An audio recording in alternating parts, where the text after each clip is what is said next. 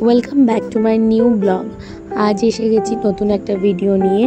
সেটা হলো আমার মেয়ে শ্রেয়াংশীর যোগাসন প্রতিযোগিতা, 50তম হুগলি জেলা যোগাসন প্রতিযোগিতা। এটি অনুষ্ঠিত হয়েছিল হুগলি জেলার শ্রীঙ্গুরে।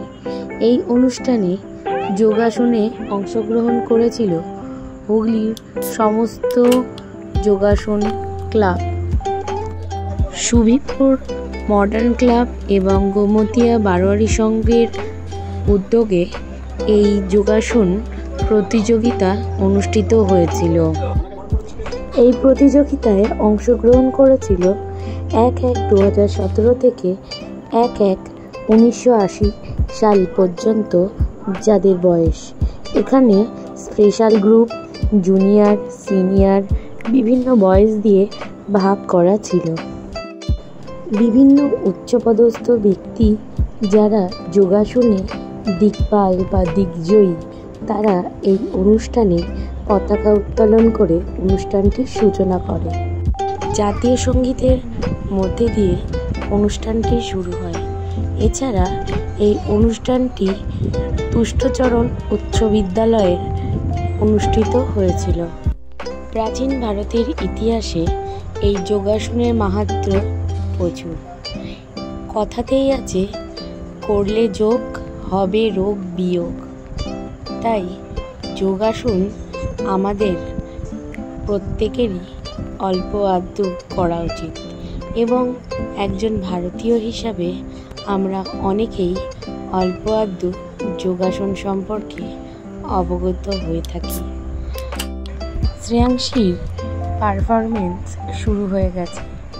প্রথমেই ও বৃক্ষাসন দিয়ে তার প্রথম আসনটি শুরু করে। প্রত্যেকে যারা 0 থেকে 8 ইয়ার্সের মধ্যে থাকবে তারা নিজের পছন্দ মতন 5টি আসন করতে পারবে। তারপর ও পদ্মা আসন করে।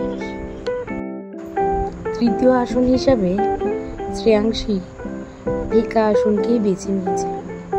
তাছাড়া চতুর্থ আসন হিসাবে ও অর্ধকুম্ভ আসন আর পঞ্চম আসন হিসাবে জানুশিরা আসন। 10টি আসন ছিল স্পেশাল গ্রুপে।